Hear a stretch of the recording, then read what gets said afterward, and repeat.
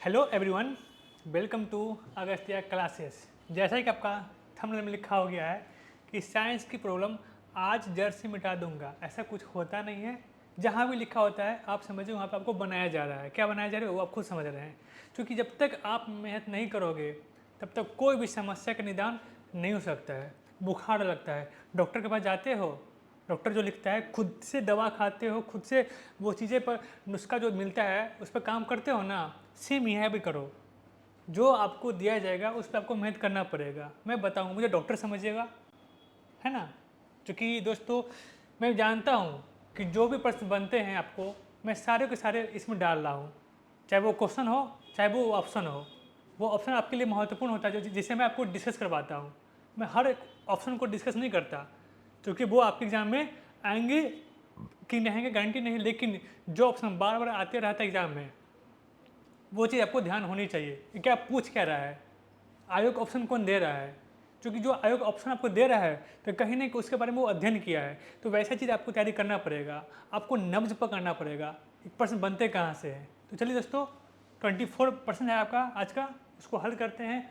और जो भी एक्स्ट्रा फैक्ट होंगे उसे आप भी पढ़िएगा, आप भी इस तरह के डिस्कशन कीजिएगा। महीने से 2 महीने में दोस्तों आपका साइंस अच्छा हो जाएगा, है ना। ये तरीका होता है, जरूरी नहीं कि यूट्यूब पे आकर मुझे देखो आप, ये तरीका नहीं होता है। बस आप सीख लो, इस तरीके से पढ़ोगे तो आपके नीचे भी लिखा जाएगा, क्या होगा, क्वालिफाई सब इंस्पेक्टर। ठीक है दोस्तों, आप लोग भी क्वालिफाई कर जाओगे, चाहे वो बिहार एसएससी हो चाहे कोई भी हो, है ना। 25 क्वेश्चन बढ़िया स्कोर कर पाओगे आप लोग। ठीक है, चलिए आज का आपका पहला प्रश्न है। लेकिन प्रश्न से पहले दोस्तों हम क्या करते हैं, एक कटअप बनाते हैं। क्योंकि दोस्तों आज का पेपर क्या आपका, मैं धीरे धीरे क्या स्टैंडर्ड बढ़ाते जाऊँगा, मैं धीरे धीरे आपका क्या करूँगा, स्टैंडर्ड बढ़ाते जाऊँगा। तो आज मैंने कटअप रखा आप लोग के लिए, जनरल के लिए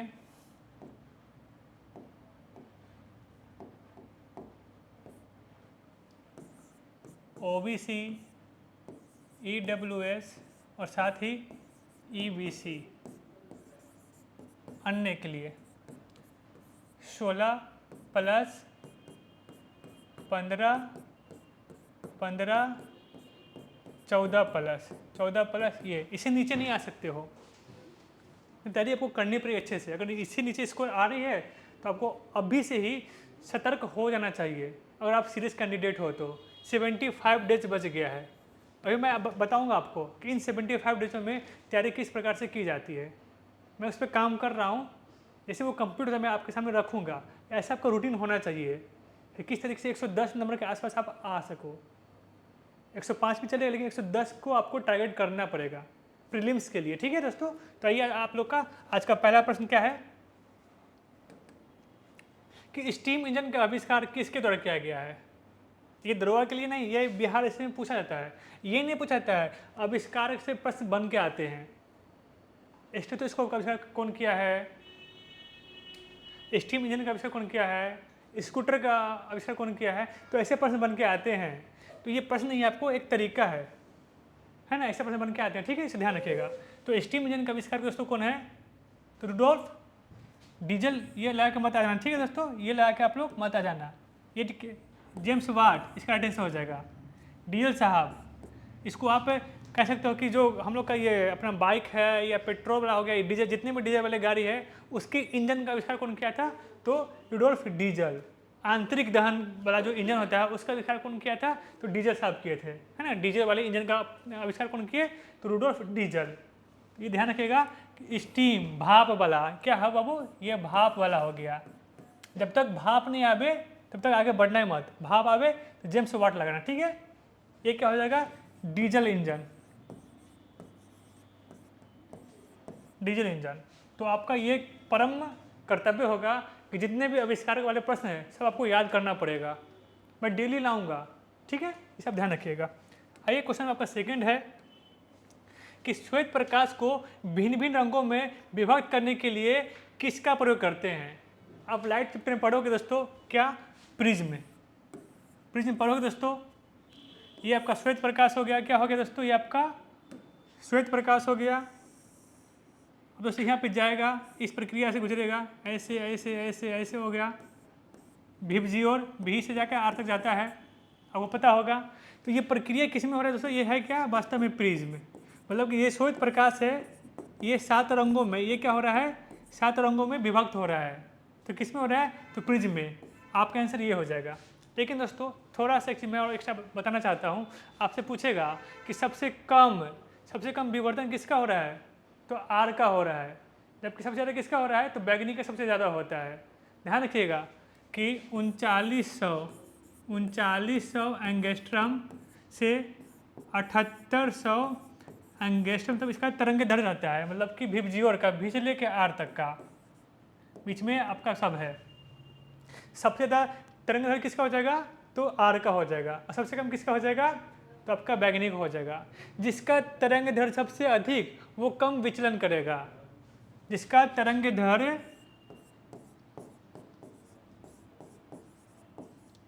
ज़्यादा विचलन कम होगा।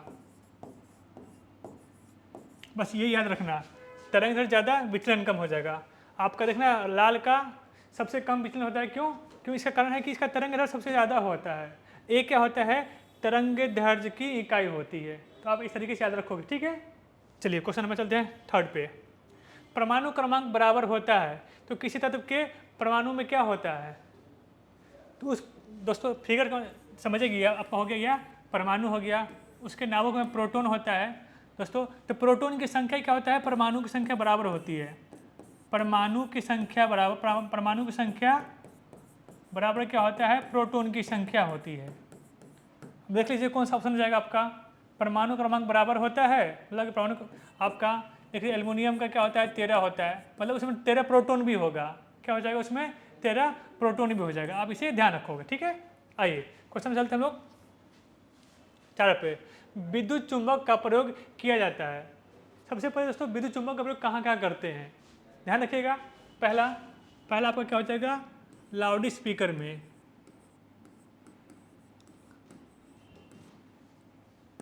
सेकंड हो जाएगा विद्युत वाला घंटी में, विद्युत घंटी में जो आप रिंग करते हो दीवार पे, वो हो जाएगा।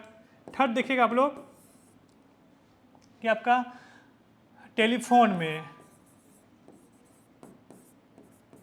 आप लोग विद्युत चुंबक का प्रयोग इनमें करते हैं, हम लोग करते हैं। ध्यान रखिए इसमें से कौन सा ऑप्शन आपका मिल रहा है, देखिए कॉलिंग बेल मिला है, ठीक है ना, टेलीफोन मिल रहा है, तो आप इसे कर सकते हो। जरूर नहीं कि यही देगा, आपको इसमें से कोई भी दे सकता है, कोई और एग्जाम्पल दे सकता है। इसका कॉन्सेप्ट आपको होना चाहिए, ठीक है। आइए क्वेश्चन चलते हैं 5 पे चलते हैं। पानी में अंशतः डूबी हुई छड़ी मुड़ी हुई प्रतीत क्यों दिखाई पड़ती है।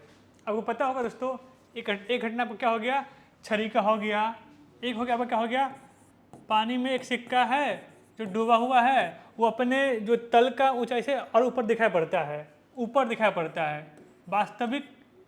वास्तविक जो उसका गहराई से वो ऊपर दिखाई पड़ता है, क्यों। ये दूसरा एग्जाम्पल हो गया। प्रिज्म से दोस्तों क्या होता है, जो आपका ये प्रिज्म हो गया, ये आपका प्रकाश जा रहा है, विभक्त हो जा रहा है। ये किसका एग्जाम्पल है, ये तीनों एग्जाम्पल अपवर्तन का है, किसका है, अपवर्तन का हो जाएगा। तो सिक्का वाला आ जाए कि वास्तविक गहराई से आपको ऊपर दिखाई पड़ता है, प्रिज्म से श्वेत प्रकाश 7 रंग में विभक्त होता है, ये एग्जाम्पल हो गया। ये आपको क्या होता है, अंशतः डूबी हुई छड़ी मुड़ी ही प्रतीत होती है, माध्यम चेंज होने के कारण सारी घटनाएं घटती है। अपवर्तन में क्या होता है दोस्तों, सघन से विरल, विरल से सघन, ये कॉन्सेप्ट होती है ना, इसे ध्यान रखिएगा। सघन और विरल, अगर सघन होगा तो अविलंब की ओर, और विरल होगा तो अविलंब से दूर, ये भी बनता है क्वेश्चन। तो ये कॉन्सेप्ट होता है, आप इसे ध्यान रखिएगा, ठीक है। क्वेश्चन आपका 6 है कि एक डायोड का एक ही काम है दोस्तों हमारे एग्जाम में, कि इसका आविष्कारक कौन है, तो जेनर साहब। पहला क्वेश्चन बन जाएगा जेनर, सी जेनर है, ठीक ना। सेकेंड, ये क्या करता है, दिशा एक ही होना चाहिए, देखिएगा इसमें से केवल एक ही दिशा में चलन करता है। जो डायोड करंट होता है, धारा होता है, तो धारा ये क्या होगा, केवल एक ही दिशा में क्या करता है, चलन करता है डायोड, ठीक है। ये पॉइंट ध्यान रखिएगा आप। आविष्कारक जेनर साहब है, जबकि दोस्तों केवल एक ही दिशा में इसका चलन होता है। मतलब अगर ऐसे जा रहा है तो ऐसी जाएगा, ऐसी जाएगा, ऐसे घूम मत जाएगा, ये घूम मत नहीं जाएगा, ठीक ना। आपका दिशा क्या हो जाएगा, आपको इसको पता होगा, इसको अपना लक्ष्य पता होगा। जैसे हम लोग का लक्ष्य पता है कि बिहार एसएससी क्वालिफाई करना, हम लोग डायोड है। अगर आप अपना लक्ष्य बदल रहे हैं तो आप डायोड नहीं रह गए, ठीक है। ये पॉइंट आप ध्यान रखिएगा। क्वेश्चन है कि 152 फ़ारेनहाइट को सेल्सियस में चेंज करना है। 3-4 प्रश्न ही आते हैं, चाहे बीपीएससी हो, बिहार एसएससी हो, बिहार दरोगा में हो। इसे आप ध्यान रखिएगा। फॉर्मूला होता है C बराबर 100 F माइनस 32 बराबर 180। एक और देख लो, K होता है माइनस 273 बटे में 100 होता है। ये वास्तव में है क्या, ये फार्मूला है आपको। इसमें क्या आपको दे रखा है, सेल्सियस मतलब फ़ारेनहाइट दे रखा है और सेल्सियस आपसे क्या कर रहा है, पूछ रहा है। आप 152 को यहाँ पे पुट नहीं कर सकते हो, F की जगह पे पुट कर लो, आ गया। आपको कभी F की जगह आपको K दे देगा 500, आपसे C पूछ लेगा तो K यहाँ पुट करना, निकल जाएगा। अब इस दोनों में रिश्ता हमको निकालना है, अभी उसका तो बात करना नहीं, जो कि जाना नहीं हम लोग को, CFC काम चल जाएगा, उसको टच करेंगे नहीं। देख लो, ई 0 हो गया, ये 5 से ये 8 हो गया, कहानी खत्म हो गया। ये 8 जाएगा, 8 C, ये 5 F, 5 दूनी 10, 160 हो गया। अब आपको यहाँ पे F का मान जो दे रखा है 152, वो पुट कर देना है और निकाल लेना है। लेकिन बेसिकली बात दोस्तों, आपको ये तो कैलकुलेशन आप कर ही लोगे, लेकिन मुझे जानना है कि ये क्या होता है, ये क्या होता है, ये क्या होता है, ये पता है आपको, ये जान लीजिएगा कि ये जो मैं C-0 वास्तव में क्या होता है, C-0 180 होता है, सॉरी 100-0 होता है। वास्तव में क्या होता है, पानी, ये पानी हो गया, पानी के जमने का बिंदु कितना है, 0 डिग्री सेल्सियस। तो ऊपर में ध्यान रखिएगा, ये क्या होता है, जमने वाला बिंदु होता है। एक होता है पानी खोलने वाला बिंदु। पानी कितना पे खोलता है, तो 100 डिग्री पे पानी खोलता है। कितना पे जमता है, 0 डिग्री सेल्सियस पे। ध्यान रखिए, सेल्सियस की बात हो रही है, क्या इसकी बात हो रही है, सेल्सियस की बात हो रही है। ये दो ऊपर में क्या लिखाएगा, जमने वाला, जबकि नीचे क्या लिखाएगा, तो क्वथनांक मतलब जो खोलता है और जमाव, दोनों को अंतर लिखाएगा नीचे, यही होता है और कुछ नहीं होता है। जो खोलेगा और जितना जमेगा, दोनों को अंतर नीचे लिखा जाता है, जबकि ऊपर में क्या लिखते हैं हम लोग, ऊपर में क्या लिखते हैं, जमने वाला बिंदु। तो आप ऐसे ही याद रखो, ठीक है। चलिए, क्वेश्चन आपका 8 है कि पौधे के किस भाग को केसर ग्रुप में इस्तेमाल किया जाता है। आपको शुरू से पता होगा इसका आंसर वर्तिका और वर्तिकाग्र, लेकिन आपको ये नहीं पता होगा कि वर्तिका कहाँ होता है, वर्तिकाग्र कहाँ होता है। आपको ये समझना पड़ेगा। अभी मैं आपको समझा देता हूँ। देख लीजिए, ये क्या आपका, ये फूल हो गया, ये क्या हो गया दोस्तों, अभी यही समझिएगा। ये हो गया आपका अंडाशय हो गया, क्या हो गया, फूल का अंडाशय हो गया, इसको बोलते हैं वर्तिका बोलते हैं। और ऊपर वाला जो पार्ट होता है दोस्तों, ऊपर वाला जो पार्ट होता है, इसे बोलते हैं वर्तिकाग्र बोलते हैं, वर्तिकाग्र बोलते हैं। वर्तिका के ऊपर वाला अंग को क्या बोलते हैं, वर्तिकाग्र बोलते हैं। वर्तिका के, मेरा खाना है उसमें खाना पचक जाएगा, है ना। वर्तिका है, वर्तिका के ऊपर वाले अंग को वर्तिकाग्र बोलते हैं। तो दोस्तों इसी दोनों से क्या निकलता है दोस्तों, हम लोग का केसर निकलता है, ठीक है। तो अब जाके समझो, ऐसे इस तरीके से याद करो, ठीक है। आइए क्वेश्चन में चलते हैं 9 पे। 150 का प्रभावी प्रतिरोध प्राप्त करने के लिए, कितना लिखे हो बाउल भैया, 10 ओम। क्वेश्चन ही नहीं पता चल रहा क्या लिखा हुआ है वास्तव में दोस्तों। इसका आंसर तो पता नहीं होगा क्या है, लेकिन इसका फॉर्मूला होता है, समानांतर क्रम पूछ रहे हैं ना आपसे, देख लीजिएगा। इसका होता है R बराबर क्या होता है, 1/R1 प्लस में 1/R2 होता है, प्लस में ये इन्फिनिटी जाता है, ठीक है। तो ये आपसे R पूछ रहा है, डाटा 150 दे रखा है, पता नहीं 2 दे रखा है, लास्ट क्या पूछ रहे पता नहीं चल रहा है, ठीक है। देख लेते हैं, फिर भी देखिए 150 पुट करते हैं यहाँ पे 150 और यहाँ पे 200 रखते हैं, 600 4 प्लस में 3 नहीं, कुछ तो गलती कर रखा है, ठीक ना। फार्मूला याद रखना आप लोग, ठीक है, फार्मूला याद रखना। निम्नलिखित में से कौन सा सबसे सशक्त स्कंदन है? इकलौता पॉइंट याद रखिए, सबसे सशक्त स्कंदन बोलेगा तो एल्युमिनियम क्लोराइड होगा। क्या होगा? एल्युमिनियम क्लोराइड होगा, ठीक है, ये पॉइंट ध्यान रखिएगा, एल्युमिनियम क्लोराइड होता है सबसे सशक्त स्कंदन। हमेशा आता है, यही लाइन आपको मिल जाएगा। सशक्त स्कंदन कौन होता है? तो एल्युमिनियम क्लोराइड, इसे आप ध्यान रखोगे। क्वेश्चन है कि निम्न में से अधिक द्रव्यमान किसका होता है? सबसे ज़्यादा द्रव्यमान किसका होता है ना? न्यूट्रॉन। लेकिन आपसे ये पूछ देगा कि आवेश हीन कौन होता है?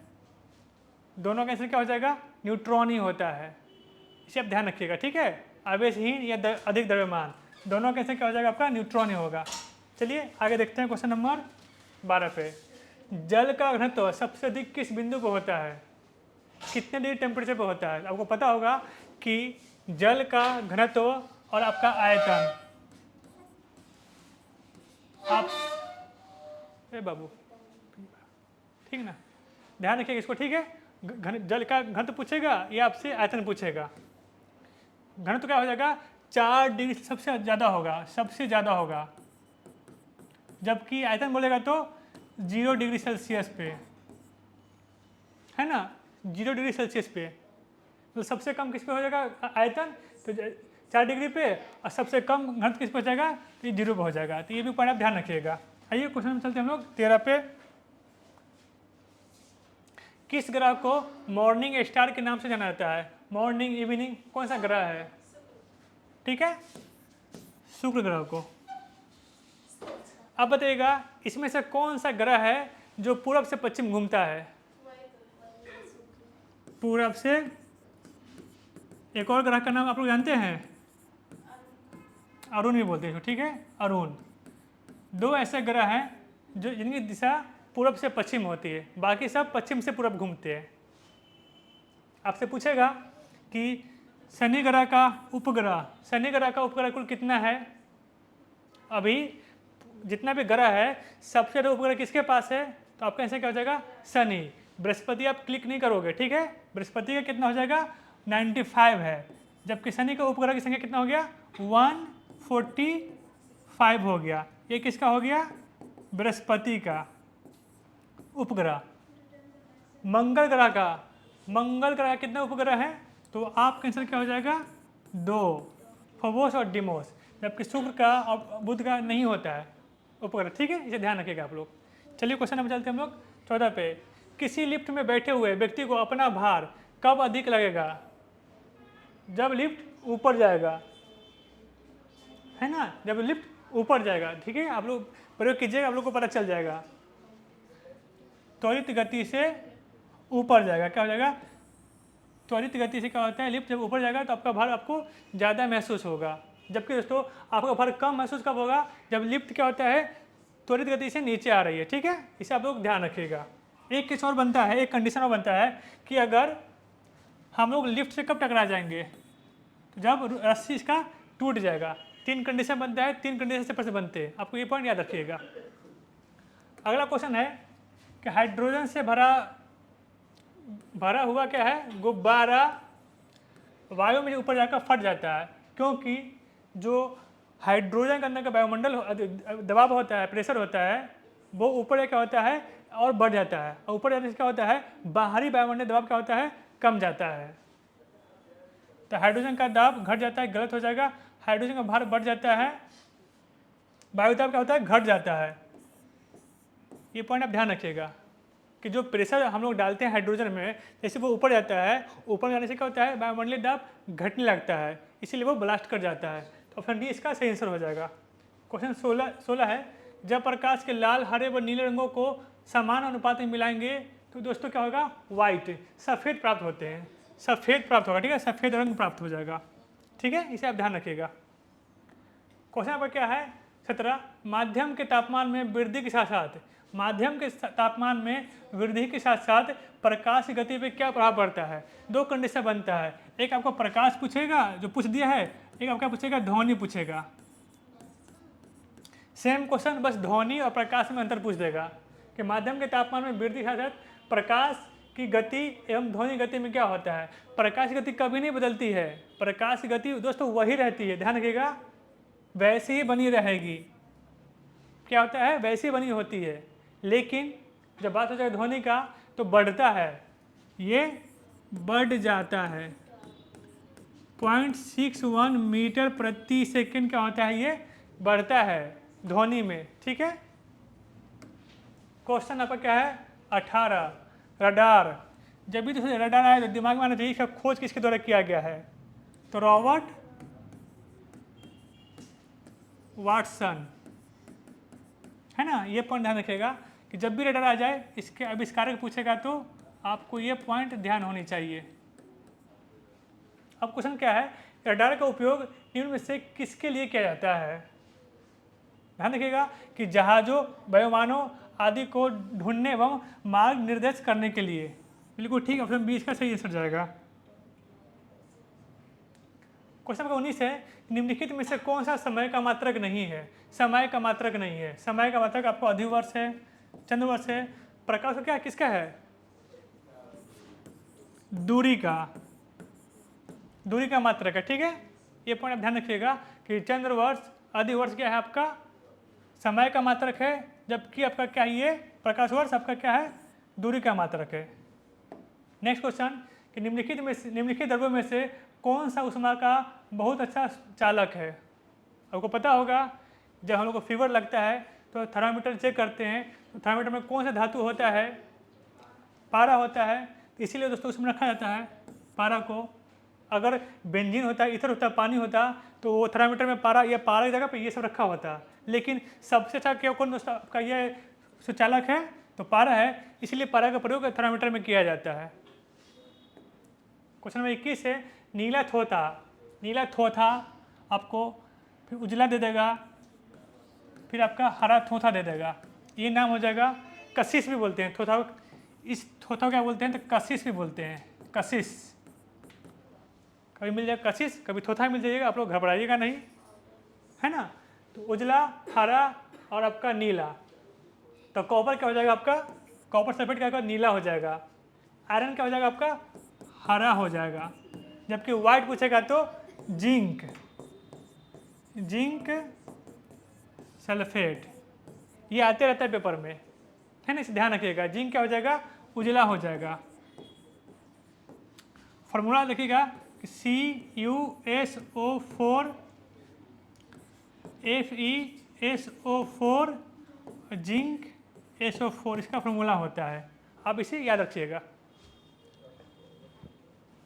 22 क्वेश्चन है, पानी का घनत्व ये तो हो रखा है हम लोग का। नाभिक का द्रव्यमान संख्या पूछ रहा है आपसे क्या होता है। ये आपका परमाणु हो गया, परमाणु में क्या होता है प्रोटॉन और न्यूट्रॉन होता है। इन्हीं को जोड़िएगा तो क्या मिला आपको द्रव्यमान संख्या मिलता है। तो देख लीजिएगा, नाभिक में न्यूट्रॉन की संख्या, नाभिक में प्रोटॉन की संख्या, नाभिक में न्यूक्लियानो की संख्या। ध्यान रखिएगा कि इसी को प्रोटॉन और न्यूट्रॉन क्या बोलते हैं, न्यूक्लियानो बोलते हैं। तो आपको इसकी जगह पे ये भी दे देगा, ठीक है। तो ध्यान रखिएगा इस चीज़ों को। और आज का आखिरी क्वेश्चन आपके सामने है कि वे आयन जिनमें इलेक्ट्रॉनों की संख्या समान होती है क्या कहलाती है। वे आयन जिनमें इलेक्ट्रॉनों की संख्या समान होती है क्या कहलाती है। क्या वो समस्थानिक होगा, क्या वो संभारिक होगा, क्या होगा इसमें से बताइएगा आपका आंसर। आपका ऑप्शन में डी जाएगा। क्या हो रहा है, इलेक्ट्रॉन की संख्या का पूछा, समान पूछ रहा है। आपसे ये पूछेगा कि न्यूट्रॉनों की संख्या, तो क्या हो जाएगा सम न्यूट्रॉनिक हो जाएगा। आपसे पूछेगा भार पूछेगा, क्या हो जाएगा संभारिक हो जाएगा, ठीक है ना। ऐसे आप याद रखोगे, ठीक है। तो मिलते हैं हम लोग अगले वीडियो में, धन्यवाद।